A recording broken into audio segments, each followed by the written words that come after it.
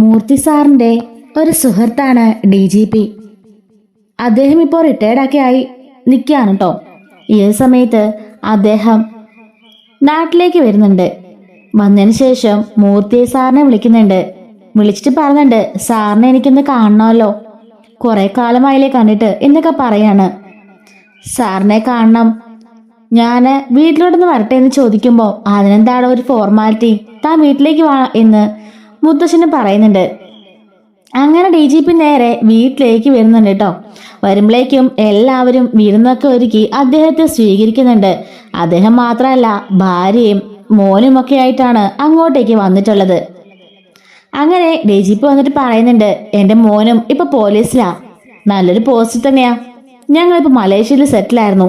ഇവനിപ്പോ പോസ്റ്റൊക്കെ കിട്ടിയപ്പോ ഞങ്ങൾ ഇവന് ഇങ്ങോട്ടേക്ക് പോന്നു. ഇനി ഇവിടെ തന്നെ താമസിക്കാനാ തീരുമാനം. മുത്തശ്ശൻ ചോദിക്കുന്നുണ്ട്, അല്ല താനെന്താ പിന്നെ മലേഷ്യക്ക് പോയത്? സാറിനറിയാലോ എൻ്റെ മോളെ കെട്ടിച്ചേക്കുന്നത് അങ്ങോട്ടേക്കാ. പിന്നെ അവക്ക് അവിടെ പോയപ്പോൾ ആകെപ്പാടെ ഒറ്റപ്പെട്ട ഒരു ഫീലിങ്ങും ഒരു ഡിപ്രഷനും ഒക്കെ. പയ്യനാണെങ്കിലോ ഒരു കമ്പനി റൺ ചെയ്യാണ്. അവൻ പിന്നെ എപ്പോഴും കമ്പനിയായിട്ട് ബിസി ആയിരിക്കും. ഇവളവിടെ ആകെപ്പാടെ മൂടിയടിഞ്ഞ് വല്ലാത്തൊരവസ്ഥയിലായിരുന്നു. അതുകൊണ്ടാ കുറെ കാലം ഞങ്ങൾ അങ്ങോട്ടേക്ക് പോയത്. എന്തായാലും ഇപ്പൊ അവിടെ കുറച്ച് നെയ്ബേഴ്സ് ഒക്കെ ആയി. അവളും അവിടെ ജോലിക്കൊക്കെ പോയി തുടങ്ങി. ഇപ്പൊ അവൾക്ക് ആ ഒരു ഫീലിങ്സ് ഒക്കെ മാറി. അത് മാത്രമല്ല, ഇപ്പൊ 2 കുട്ടികളും ഉണ്ട്. അങ്ങനെ ബേബി കെയറിങ്ങും ജോലിയും വീട്ടിലെ കാര്യമൊക്കെ ആയിട്ട് അവൾ നല്ല ബിസിയായി. ഇപ്പൊ ഞങ്ങൾക്ക് സമാധാനമായി. അപ്പൊ ഞങ്ങളെ മോന്റെ കൂടെ ഇങ്ങ് പോയിരുന്നു എന്ന് അയാൾ പറയുന്നുണ്ട്. മുത്തശ്ശൻ പറയുന്നുണ്ട്, അല്ലേലും അത് അങ്ങനാടോ, നമ്മുടെ അവസാന കാലമൊക്കെ നമുക്ക് ആഘോഷിക്കാനേ നമ്മുടെ നാട് തന്നെയാ ബെസ്റ്റ്. ദാ ഏത് നിമിഷവും തട്ടിപ്പോകുന്നൊരവസ്ഥയിൽ ഇരിക്കുന്നതാ ഞാൻ ഇവിടം വിട്ട് എങ്ങോട്ടും പോവാറില്ല. അമ്പലവും വീടും ഒക്കെ ആയിട്ട് ഞാനങ്ങ് കഴിച്ചു കൂട്ടാം. കിടന്ന് മരിക്കുകയാണെങ്കിലേ മക്കളടുത്ത് കിടന്ന് മരിക്കാലോ എന്ന് ഓർത്തിട്ടാ എന്ന് മുത്തശ്ശൻ പറയുമ്പോ DGP പറയുന്നുണ്ട്, അതെ സാറേ, ഞാനും അങ്ങനെ ഒരു ലക്ഷ്യത്തോടെ തന്നെയാ. മോള് സെറ്റിലായി, ദാ ഇപ്പൊ ഇവന് ജോലിയുമായി. ഇവനൊരു കല്യാണം കൂടെ കഴിഞ്ഞാലേ സ്വസ്ഥമായിട്ട് ജീവിക്കാം എന്നോർത്ത് ഞാനും എന്നൊക്കെ പറയുന്നുണ്ട്. അല്ല, താനിപ്പോ ഈ പ്രത്യേകിച്ച് വന്നതിന് ഉദ്ദേശം വല്ല ഉണ്ടോ? അത് പിന്നെ ഞാൻ കുറെ സ്ഥലങ്ങളൊക്കെ ഒന്ന് അന്വേഷിച്ച് നോക്കിയിട്ടുണ്ട്. പഴയ ഒരു കേസിന്റെ കാര്യത്തില് എനിക്ക് കണ്ടപ്പോ ചില സംശയങ്ങളൊക്കെ തോന്നി. പിന്നെ എന്തായാലും ഞാൻ അവിടെ ഒരു വീട് വാങ്ങി അങ്ങോട്ടേക്ക് താമസം മാറി. അപ്പൊ പിന്നെ സാറിനെ കണ്ടിട്ടെ ഐശ്വര്യമായിട്ട് ജോലിക്കൊക്കെ കയറി ആരംഭിക്കാമെന്ന് കരുതിയിട്ടാ. അത് മാത്രല്ല, താമസം വിളി എന്നൊരു കാര്യം കൂടി ഇതിന് പിന്നിലുണ്ടെന്ന് പറയുന്നുണ്ട്. അങ്ങനെ എല്ലാവരെയും അയാൾ അവിടുന്ന് തന്റെ പിറവാസ്തോലിക്കൊക്കെ വിളിക്കുന്നുണ്ട് കേട്ടോ. അങ്ങനെ എല്ലാവരും വരാമെന്നും സമ്മതിക്കുന്നുണ്ട്. അതിനുശേഷം ഫുഡൊക്കെ കഴിക്കാണ്. അങ്ങനെ മകനാണെങ്കിൽ ആദർശോട് അന്നൊക്കെ സംസാരിക്കാണ്. ഭാര്യയും അതുപോലെ എല്ലാവരോടും സംസാരിച്ചുകൊണ്ടിരിക്കുന്നുണ്ട്.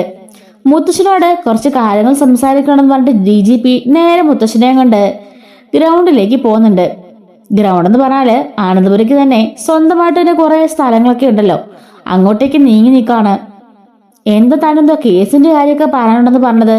അത് പിന്നെ സാർ, ഞാന് DGP ആയി ഇവിടെ നിന്ന് കാലത്തോളം സാറിനറിയാലോ, ഞാൻ ഒരു തെറ്റും ചെയ്തിട്ടില്ല. ഇന്നവരെ കള്ളത്തരങ്ങൾ കൂട്ടുവന്നിട്ടുമില്ല. സാറിനെ പോലെ മാന്യന്മാരായ ആൾക്കാർ എന്തിനു പറഞ്ഞാൽ മാത്രമേ ഞാൻ ചെയ്യാറുള്ളൂ. സാറിനറിയാലോ, സത്യസന്ധമായിട്ടുള്ള ഒരു കാര്യങ്ങളും ആരെന്നെ ഏൽപ്പിച്ചാലും ഞാൻ ചെയ്യാറില്ല. അതുകൊണ്ട് തന്നെ കുറെ ട്രാൻസ്ഫറും സസ്പെൻഷനും ഒക്കെ എനിക്ക് കിട്ടിയിട്ടുണ്ട്. സത്യത്തിനെ കൊടുത്ത് മാത്രമേ ഞാൻ നിൽക്കുള്ളൂ എന്നൊക്കെ പറയുമ്പോ അതൊക്കെ എനിക്കറിയാലോ. തന്റെ സ്വഭാവം മറ്റാരൊക്കെയുള്ളതെന്നിട്ട് എനിക്കറിയാം. അതുകൊണ്ടാണല്ലോ താനെ ഞാൻ എന്റെ സുഹൃത്തായി സ്വീകരിച്ചെന്ന് മുത്തശ്ശൻ പറയുമ്പോ അതെനിക്കറിയാം സാറേ. അതുപോലെ തന്നെയാണ് ഇപ്പൊ എന്റെ മോനും. അവനും അങ്ങനെ തന്നെയാ. അങ്ങനെ തന്നെ ജീവിക്കണമെന്നാണ് എന്റെ ആഗ്രഹം. അതുകൊണ്ട് തന്നെ ഇവിടെയുള്ള കുറച്ച് ഉയർന്ന ഉദ്യോഗസ്ഥര്, മന്ത്രിമാര്, അങ്ങനെയുള്ളവരൊക്കെ സാറൊന്ന് പറഞ്ഞു വിലക്കണം. ഞാൻ DGP ആണെന്ന് പറഞ്ഞിട്ടൊന്നും കാര്യമില്ല. ഞാനിപ്പം സർവീസില്ലാത്തൊരു ഉദ്യോഗസ്ഥനല്ലേ. എനിക്കിപ്പോ അത്രയ്ക്കുള്ള ഡിമാൻഡൊക്കെ ഉള്ളൂ. പക്ഷെ സാർ അങ്ങനല്ലോ. ഇപ്പോഴും പാർട്ടിക്കാർക്കും മറ്റുള്ളവർക്കും കാശ് കാരി എറിഞ്ഞുകൊണ്ടിരിക്കുന്നത് സാറല്ലേ. സാറിന്റെ ഇറക്കം പ്രത്യേക ഒരു ബഹുമാന സ്നേഹമൊക്കെ ഉണ്ട്. അവനെ അതുകൊണ്ട് ഒരുപാട് ടോർച്ചർ ചെയ്യുന്ന ഒന്ന് പറഞ്ഞു വെക്കണം. ചോരത്തിളപ്പുള്ള പയ്യനാ, എന്തും കയറി ചെയ്യാൻ നടക്കുന്ന ഒരു അവസ്ഥയില ഇപ്പൊ അവൻ. കുറെ മരുന്ന് മാഫിയ ഗുണ്ടകള് എല്ലാവരെയും നോട്ടിട്ട് വെച്ചിരിക്കുക. അവരെയെല്ലാം മൂടോടെ അഴിച്ചു കൊള്ളണമെന്നാ അവൻ പറയുന്നത്. പക്ഷെ എനിക്കതൊക്കെ കേൾക്കുമ്പോ പേടിയാ സാറേ. അന്ന് എന്റെ ചോരത്തിളപ്പിന് ഞാനും കുറെയൊക്കെ ചെയ്തതാ. സാറിനറിയാലോ, ദാ ഈ കൈക്കൊക്കെ വെട്ടേറ്റുള്ള കാര്യമൊക്കെ. അന്നൊക്കെ കഷ്ടിച്ച ജീവൻ രക്ഷപ്പെട്ടെ. അന്നതൊക്കെ ഞാൻ ചെയ്തു. പക്ഷെ ഇന്നത് എന്റെ മോൻ ചെയ്യുമ്പോൾ എനിക്ക് നല്ലാത്തൊരു പേടി പോലെ. എല്ലാവർക്കും അങ്ങനല്ലേ സാറേ എന്നൊക്കെ ചോദിക്കുമ്പം താൻ പറഞ്ഞത് ശരിയാ. ഇപ്പോഴത്തെ കാലത്തെ നല്ലത് ചെയ്യാൻ പോകുന്നവരെയാ എല്ലാവരും കൊല്ലുകയും ഇല്ലാതാക്കുകയൊക്കെ ചെയ്യുന്നത്. അവന്റെ കാര്യം ഞാൻ പ്രത്യേകം പറഞ്ഞോളാം. എന്റെ കമ്പനിയുടെ കാര്യങ്ങളിലിപ്പോ നോക്കുന്നത് എന്റെ കൊച്ചുമോനാ ആദർശ്. അവൻ നല്ല പെർഫോമൻസ് അവൻ കാഴ്ചവെക്കുന്നേ. എന്നെ പോലെ തന്നെ അവനോടും എല്ലാവർക്കും നല്ല ബഹുമാന സ്നേഹമൊക്കെ ഉണ്ട്. എന്തായാലും ഞാനിവിടെയുള്ള അധികാരികളടുത്ത് സംസാരിച്ചേക്കാം. അവനെതിരെ ഒരു ആക്ഷൻ എടുക്കാൻ പാടില്ലെന്നും അതുപോലെ തന്നെ എല്ലാ സപ്പോർട്ടും ഉണ്ടാവണമെന്നൊക്കെ ഞാൻ പറഞ്ഞോളാം. അവൻ സത്യത്തിനെതിരെ ഒരിക്കലും പ്രവർത്തിക്കില്ലെന്ന് ഉറപ്പല്ലെന്ന് ചോദിക്കുമ്പം അത് ഉറപ്പാ സാറേ, ഒരിക്കലൊന്നും ഉണ്ടാവില്ല എന്ന് പറയുന്നുണ്ട്. ഇതാണോ തനിക്ക് സംസാരിക്കാനുള്ളത്? ഇത് ഫോണിൽ പറഞ്ഞാലും ഞാൻ കേട്ടോളുമായിരുന്നല്ലോ. പിന്നെ താൻ ഇത്രയും ബുദ്ധിമുട്ടേണ്ട കാര്യം ഉണ്ടായിരുന്നോ? താൻ വന്നോണ്ടല്ല പറഞ്ഞത്. ഇത്രയ്ക്കും കഷ്ടപ്പെടണമെന്ന് ചോദിച്ചതാ. ഒരു കഷ്ടപ്പാടും ഇല്ല സാറേ. ദാ ഇവിടുന്ന് ഏറിപ്പോയാല് ഒരു 2 മണിക്കൂർ അത്രയും ട്രാവലല്ലേ ഉള്ളൂ. സാറിനെ കണ്ടപ്പോ തന്നെ മനസ്സ് നിറഞ്ഞു. പിന്നെ അവനെ സാറിനൊന്ന് കാണിക്കാൻ കൊണ്ടെന്നാ. അവന്റെ കാര്യങ്ങള് സാറിന് നോയിക്കോണം. ഇതെന്താണോ താൻ ഇങ്ങനെയൊക്കെ പറഞ്ഞേ? താനെന്താ പോലെ കാശിക്കും പോവാൻ പോണോ? അങ്ങനൊന്നല്ല. എല്ലാ കാര്യങ്ങളും നേരത്തെ ചെയ്തു വെക്കണമല്ലോ. എപ്പോഴാ ഈശ്വര ഭാഗത്തിന് വിളി വരുന്നത് പറയാൻ പറ്റില്ലല്ലോ. താൻ എന്തു പറ്റി ഇങ്ങനെ പേടിയായിപ്പോയതിപ്പോ? പണ്ട് ഇങ്ങനൊന്നും അല്ലായിരുന്നല്ലോ. ഗർജിക്കുന്ന സിംഹമായിരുന്നല്ലോ. എല്ലാവർക്കും തന്നെ കണ്ടാ വലിയ പേടിയായിരുന്നല്ലോ. പിന്നെ ഇപ്പൊ എന്ത് പറ്റിയെന്ന് ചോദിക്കാണ്. ഇപ്പൊ മനസ്സൊക്കെ ആകപ്പാടെ മടിച്ചു. കുറെ കാലം മലേഷ്യയിലൊക്കെ ആയിരുന്നല്ലോ. അവിടെ ഞാൻ അടങ്ങിയിരുന്നില്ല. ചുമ്മാ നമ്മുടെ കൈ കിട്ടുന്ന ഓരോ കേസുകളൊക്കെ പഠിക്കുകയും അതിനെക്കുറിച്ച് അന്വേഷിക്കുകയൊക്കെ ചെയ്തുകൊണ്ടൊക്കെ നടക്കായിരുന്നു. ഒന്നിനും വയ്യ സാറേ. പണ്ടത്തെ പോലെയല്ല. ആരോഗ്യമൊക്കെ കുറയുമ്പോഴേ മനസ്സിന്റെ ആരോഗ്യം അങ്ങ് കുറഞ്ഞോണ്ടിരിക്കാം. അങ്ങനൊന്നും താൻ ഒരിക്കലും ചിന്തിക്കണ്ട. എനിക്കിപ്പോ തന്റെ അച്ഛന്റെ പ്രായമില്ലേ? എന്നിട്ട് ഞാൻ നല്ല ആരോഗ്യത്തിൽ നടക്കുന്നേ. സാറിന്റെ ജീവിതശൈലിയാണോ സാറേ ഞങ്ങൾക്കൊക്കെ? ഞാൻ അത്രയ്ക്കൊന്നും ആയിട്ടില്ല. അതൊക്കെ എനിക്ക് മനസ്സിലായടോ.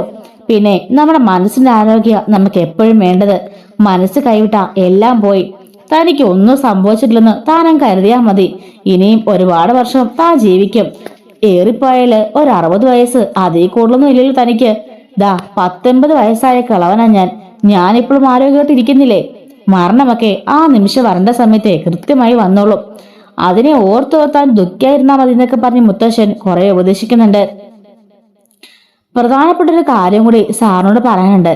ഞാൻ മലേഷ്യയിലായിരുന്നപ്പോ കുറെ കേസുകളെ പറ്റി ചുമ്മാ അന്വേഷിച്ചെന്ന് ഞാൻ പറഞ്ഞില്ലേ? അങ്ങനെ ഇരുന്നപ്പോ എന്റെ കാര്യം ഒരു കേസ് വന്ന് പെട്ടു. കുറെ പേരെ പറ്റിക്കുകയും 2 പേരെ കൊലപാതകം നടന്നൊരു കേസാ. ആ കേസിലെ എനിക്ക് കുറച്ചുപേരെ സംശയം ഉണ്ടായിരുന്നു. അങ്ങനെ അവിടെയുള്ള ഒരു നോട്ടപ്പുള്ളിയാക്കി കുറച്ചുപേരെ ഫോട്ടോസും കിട്ടി. അങ്ങനെ ഇരുന്നപ്പോഴാണ് ഞാൻ സാറിന്റെ ഫാമിലി ഫോട്ടോസ് ഒക്കെ കാണിച്ചിരുന്നപ്പോ എന്റെ കണ്ണിലൊരു സംഭവം അടക്കിയത്. താൻ എന്താ പറഞ്ഞു വരുന്നേ? അതൊക്കെ ഞാൻ കാണിച്ചു തരാം സാറേ. തെളിവുകളായിട്ട് ഞാൻ വന്നേക്കുന്നതെന്ന് അയാൾ പറയുന്നുണ്ട്. അങ്ങനെയുള്ള അയാളുടെ ലാപ്ടോപ്പ് തുറന്നിട്ട് കാണിക്കുന്നുണ്ട്. ദാ ഇത് സാറിന്റെ ഗ്രൂപ്പ് ഫോട്ടോ അല്ലേ? സാറിന്റെ ഫാമിലി മൊത്തം. അതെ, ഇതെന്റെ എല്ലാ മക്കളും കൊച്ചുമക്കളും എന്റെ ഭാര്യയും എല്ലാരും അടങ്ങുന്ന ഒരു ഫോട്ടോയാ. ഇതേ ഞാൻ ഫ്രെയിം ചെയ്ത് വെച്ചിട്ടുണ്ട്. എനിക്ക് എപ്പോഴും കാണാൻ എന്റെ മുറിയിൽ വെച്ചിട്ടുണ്ടെന്ന് പറയുമ്പോ ഈ നിൽക്കുന്ന കുട്ടി ഏതാ സാറേന്ന് ചോദിക്കാണ്. ഇത് നമ്മുടെ അനിയില്ലേ, എന്റെ ഏറ്റവും കൊച്ചുമോൻ. അവന്റെ ഭാര്യ അനാമിക. കല്യാണം കഴിഞ്ഞിട്ട് 3-4 മാസേ ആയുള്ളൂ എന്ന് പറയുന്നുണ്ട്. എങ്കിൽ ഞാൻ സാറിന് ഒരു കാര്യം കാണിക്കാന്ന് പറഞ്ഞിട്ട് അയാളെ സ്ക്രോൾ ചെയ്ത് ആ ന്യൂസ് കട്ടിങ്സും പേപ്പേഴ്സും എല്ലാം കാണിക്കാണ്. ദാ സാർ ഇതൊക്കെ കണ്ടോ? അപ്പോഴേക്കും നമ്മുടെ മുത്തശ്ശൻ ഞെട്ടിപ്പോകുന്നുണ്ട്. അനാമികയുടെയും അവളുടെ അച്ഛന്റെയും അമ്മയുടെയും ഫോട്ടോ സഹിതം ഒരു ന്യൂസ് കട്ടിങ് കാണുന്നുണ്ട്. അത് വേറൊന്നുമല്ല, 2 പേരെ കൊല ചെയ്ത കൊലപാതക കേസിലെ പ്രതികളാണ് എന്ന രീതിയിലാണ് കാണിച്ചിരിക്കുന്നേ. മുത്തശ്ശൻ പറയുന്നുണ്ട്, താൻ എന്തൊക്കെയാണ് പറയുന്നേ? ഇത് അവരൊന്നും ആയിരിക്കില്ല സാറേ. ഇത് ഇവളുടെ അച്ഛനമ്മയും തന്നെയാണെന്ന് സാറിന് ഉറപ്പല്ലേ? അതെ, അതൊക്കെ തന്നെയാണ്. പക്ഷെ ഇതൊക്കെ കള്ളക്കേസായിരിക്കും. അവര് മലേഷ്യയിൽ ഉണ്ടായിരുന്നിട്ട് സാറിന് അറിവുണ്ടോ? അവര് എന്തോ വലിയ ബിസിനസ്സുകാരാണെന്നൊക്കെ പറഞ്ഞേ. മലേഷ്യയിലോ ഓസ്ട്രേലിയയിലോ അവിടെ കണ്ടൊക്കെ ആയിരുന്നെന്നും ബിസിനസ് ഒക്കെ ഉപേക്ഷിച്ച് നാട്ടിലേക്ക് വന്നെന്നാ പറഞ്ഞറിഞ്ഞത്. എങ്കിൽ സാറേ ഇതിലെന്തൊക്കെയോ ചതിയുണ്ട്. കാരണം ദാ സാർ ഇത് നോക്കിക്കേ. ഈ ഒരു കമ്പനിയിൽ നിന്നും ഏകദേശം 5 കോടി രൂപയാണ് ഇവര് തട്ടിപ്പ് നടത്തിയത്. അങ്ങനെ തട്ടിപ്പ് നടത്തിയപ്പോ ആ ചോദ്യം ചെയ്ത ആ മറ്റു 2 പാർട്ട്നേഴ്സിനെയാ ദാ കൊലപാതകം ചെയ്തിരിക്കുന്നത്. 3-മത്തെ പാർട്ട്ണറാണ് ഇയാള്.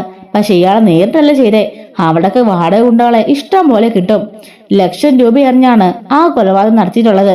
ആ 2 റൗഡികൾ സറണ്ടറായി. പക്ഷെ എന്ത് ചെയ്താലും അത് ആരാണെന്ന് മാത്രം അവര് വെളിപ്പെടുത്തുന്നില്ല. ആര് പറഞ്ഞിട്ടാണ് അത് ചെയ്തെന്നും അവര് പറയാൻ തയ്യാറാവത്തില്ല. കാരണം അവിടുത്തെ വാടക കൊലകളൊക്കെ അങ്ങനെ ഒരിക്കലും ഒറ്റ കൊടുക്കില്ല. ഓരോരുത്തർക്കും 50 ലക്ഷം രൂപ വീതമാണ് ഇയാൾ കൊടുത്തിട്ടുള്ളത്. ഇയാളാണെന്നുള്ളത് പരസ്യ രഹസ്യമാണ്. പക്ഷെ തെളിവില്ലാത്തതുകൊണ്ട് തന്നെ ഇയാളെ ആർക്കും ഒന്നും ചെയ്യാൻ സാധിച്ചില്ല. പക്ഷെ കമ്പനിയിലെ 2-3 കോടി രൂപ തട്ടിപ്പ് കേസിൽ ഇയാൾ അകത്തായിരുന്നു 6 മാസം. അതിനുശേഷം അതിന് തക്കതായ തുക കെട്ടിവെച്ചതിന് ശേഷമാണ് ഇയാൾ പുറത്തിറങ്ങിയെന്ന് പറയുന്നുണ്ട്. അങ്ങനെ ഒന്നുമില്ലാതെ പാപ്പരായ അവസ്ഥയിലാണ് ഇയാൾ അവിടെ നാട് വിടുന്നത്. അതിനുശേഷം ഇയാൾ എവിടെയായിരുന്നോ എന്താണെന്നോ ആർക്കും അറിയില്ല. എന്നാലും പോലീസിന്റെ ഒരു നോട്ടപ്പുള്ളി ആയിരുന്നുകൊണ്ട് തന്നെ ഈ ഒരു കേസ് ഞാൻ അവിടെ വെച്ച് പഠിച്ചു. അങ്ങനെ ഇരുന്നപ്പോഴാണ് ഞാൻ സാറിന്റെ ഫോട്ടോ കണ്ടപ്പോ എന്തോ ഒരു മാച്ചിങ് എനിക്ക് തോന്നിയത്. അങ്ങനെ ഞാൻ നോക്കിയതാ. അങ്ങനെ കുറെ ഡീറ്റെയിലായിട്ട് ഞാൻ അന്വേഷിച്ചപ്പോഴാണ് തമിഴ്നാട്ടിൽ ചെന്നെന്നും അവിടെ വെച്ച് കുറെ പേര് പറ്റിച്ചിട്ട് ക്യാഷ് ഉണ്ടാക്കിയെന്നും പിന്നെ കേരളത്തിലേക്ക് കടന്നു കളഞ്ഞെന്നൊക്കെ ഞാൻ അറിയുന്നത്. സാർ ഇതൊക്കെ സത്യമാണെന്ന് ചോദിക്കാണ്. മുത്തശ്ശൻ പറയുന്നുണ്ട്, താൻ പറഞ്ഞ് എനിക്ക് വിശ്വസിക്കാൻ പറ്റുന്നില്ല. അവരൊക്കെ അത്രക്കാരായിരിക്കോ? സാർ ദാ ഈ ഫോട്ടോ സഹിതം ഇവരുടെ എല്ലാ പേരും എല്ലാ അഡ്രസ് സഹിതം ഇതിനകത്തുണ്ട്. സാറിന് വിശ്വാസമില്ലെങ്കിൽ സാർ ഒന്ന് ചെക്ക് ചെയ്ത് നോക്കിക്കോ. ദാ ഈ ഒരു കേസിനെ കുറിച്ചൊക്കെ ഇപ്പോഴും നമ്മുടെ യൂട്യൂബിലും ക്രോമിലൊക്കെ അവൈലബിളാ. സാറും ചെക്ക് ചെയ്ത് നോക്കിയാൽ അറിയാൻ പറ്റും എന്നൊക്കെ പറയുന്നുണ്ട്. അതിനുശേഷം ഇയാൾ പറയുന്നുണ്ട്, മറ്റൊരു ഞെട്ടിക്കുന്ന സംഭവം കൊണ്ടുണ്ട് സാർ. ദാ ഈ പെങ്ങളുടെ കല്യാണമേ നേരത്തെ ഒന്ന് കഴിഞ്ഞതാണെന്ന് പറയുമ്പോഴേക്കും മുത്തശ്ശൻ ചോദിക്കുകയാണ്, താൻ എന്തൊക്കെയാ പറഞ്ഞേ? അതെ സാർ, ദാ എന്റെ അന്വേഷണത്തിൽ ഞാൻ കണ്ടുപിടിച്ച കാര്യമാണ്. സാർ ഇത് കണ്ടോ? ഈ പെങ്ങളുടെ കല്യാണം നേരത്തെ ഒന്ന് കഴിഞ്ഞതാ. അവിടുത്തെ വലിയ പ്രമാണിയായിരുന്നു ഈ പയ്യൻ. പക്ഷെ പിന്നീട് ഇവര് കേസിലൊക്കെ അകപ്പെട്ടപ്പോ പിന്നെ അവരാ ബന്ധം ഉപേക്ഷിക്കുകയായിരുന്നു. അതിൽ നിന്നും കുറെ പണം ഇവർ തട്ടിയെന്നൊക്കെയാ പറഞ്ഞു കേട്ടത്. പക്ഷെ അതിനെക്കുറിച്ചൊന്നും ഡീറ്റെയിലായിട്ട് എനിക്കറിയില്ല സാർ. സാർ എന്തായാലും ഒന്ന് കരുതിയിരിക്കും നല്ലതാ. അത് മാത്രല്ല നല്ല ബുദ്ധിമാനാണ് സാറിന്റെ കൊച്ചുമാനെന്നല്ലേ പറഞ്ഞത്. അവനെ കൊണ്ട് തന്നെ ഒന്ന് അന്വേഷിപ്പിച്ചോ. അത് മാത്രല്ല എന്റെ മോനെ സാറിന് ആവശ്യപ്പെടുകയാണെങ്കിൽ ഞാൻ അവനെ കൊണ്ട് കേസ് അന്വേഷിപ്പിക്കുമെന്ന് പറയുമ്പോഴേക്കും അത് വേണടോ, ഈ ന്യൂസ് ഒന്നും പുറത്തു പോകാൻ പാടില്ല. എന്തായാലും ആദർശിനെ കൊണ്ട് ഞാനൊന്ന് അന്വേഷിപ്പിക്കട്ടെ എന്ന് മുത്തശ്ശൻ പറയുന്നുണ്ട്. സാറിന് വിഷമമായും ചോദിക്കുമ്പോൾ ഒന്നുമില്ല. കാര്യം അറിഞ്ഞപ്പോൾ തനിക്കൊന്ന് പറയാൻ തോന്നിയല്ലോ, അത് തന്നെ വലിയ കാര്യം. മറ്റാരെ അറിയിച്ചില്ലല്ലോ, അത് അതിലും വലിയ കാര്യമാണ്. എന്തായാലും തന്റെ മോനും തനിക്ക് എല്ലാ സപ്പോർട്ടിനും ഞാനുണ്ടാവും. ഹൗസ് വാമിങ്ങിനും ഞങ്ങൾ എല്ലാവരും വരുമെന്ന് പറഞ്ഞ മുത്തശ്ശൻ അയാളെ യാത്രയാക്കുന്നുണ്ട്. മുത്തശ്ശൻ ആകെപ്പാടെ കൺഫ്യൂഷൻ അടിച്ചിരിക്കുകയാണ്. എന്താണ് ചെയ്യണ്ടേ ഏതാണ് ചെയ്യണമെന്നും ഒരു എത്തം പിടിക്കാതിരിക്കുകയാണ് കേട്ടോ. അങ്ങനെ ആദർശിനെ മുത്തശ്ശൻ വിളിപ്പിക്കുന്നുണ്ട്. അങ്ങനെ ആദർശ് മുത്തശ്ശൻ്റെ അടുത്തേക്ക് വരികയാണ്. ആദർശ് ചോദിക്കുന്നുണ്ട്, എന്താ മുത്തശ്ശ, എന്താ കാര്യം? എന്തിനെ കാണണമെന്ന് പറഞ്ഞേ? അത് പിന്നെ അത്യാവശ്യമായിട്ട് കുറച്ച് കാര്യങ്ങൾ സംസാരിക്കാനുണ്ട്. നമ്മളല്ലാതെ ഈ കാര്യങ്ങൾ മറ്റാരും അറിയണ്ട. എന്താ മുത്തശ്ശ എന്ന് ചോദിക്കുമ്പോഴേക്കും ലാപ്ടോപ്പ് എടുത്ത് മുത്തശ്ശൻ കാര്യങ്ങളൊക്കെ കാണിക്കാണ്. അങ്ങനെ പോലീസ് പറഞ്ഞ എല്ലാ കാര്യങ്ങളും മുത്തശ്ശൻ ആദർശിനെ അറിയിക്കുന്നുണ്ട്. ആദർശ് ആകെപ്പാടെ തളർന്ന അവസ്ഥയിൽ കട്ടിലിരിക്കുന്നുണ്ട് കേട്ടോ. ആദർശ് പറയുന്നുണ്ട്, മുത്തശ്ശ ഇതൊക്കെ സത്യമായിരിക്കോ? ഞാനും അങ്ങനെ തന്നെ ആദർശേ ആദ്യം കരുതിയത്. പിന്നെ ന്യൂസിനെ കുറിച്ചൊക്കെ ഞാൻ കുറെ അന്വേഷിച്ചു, കുറെ സെർച്ച് ചെയ്തപ്പോൾ എനിക്ക് മനസ്സിലായത് ഇതൊക്കെ സത്യമാണെന്നാണ്. രണ്ട് കൊലപാതക കേസിലെ പ്രതിയാ ഈ നിൽക്കുന്ന വേണു.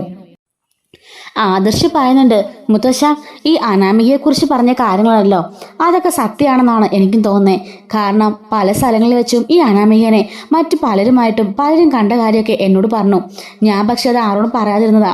കാരണം ഇനി ഫ്രണ്ട്സൊക്കെ ആണെന്നുണ്ടെങ്കിൽ നമ്മളത് പറഞ്ഞാൽ മോശമാവല്ലോ. പക്ഷെ പാർക്കിൽ വെച്ച് അനിയ എൻ്റെ സുഹൃത്തുക്കളും കൂടി ഇവിടെ മറ്റൊരു പയ്യൻ്റെ കൂടെ നിൽക്കുന്നത് കണ്ടിരുന്നു.